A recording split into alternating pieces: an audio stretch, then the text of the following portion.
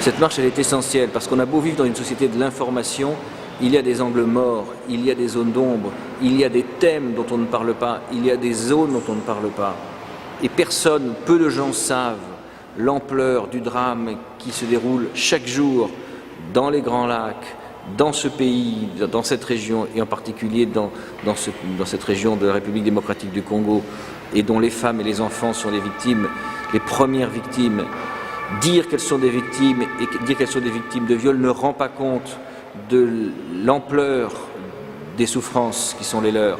Lorsqu'une femme déchirée, une femme violée, meurtrie, blessée, contaminée, brisée, rejetée vient vous voir, il faut se dire qu'elle a de la chance parce que celles qui ont le plus souffert ne sont pas là pour le raconter.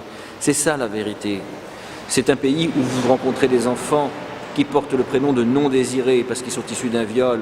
C'est un pays où vous rencontrez des enfants qui portent le prénom de FDLR, Front démocratique de libération du Rwanda, parce que ce sont des milices du FDLR qui lui ont donné naissance ou qui lui ont permis de naître.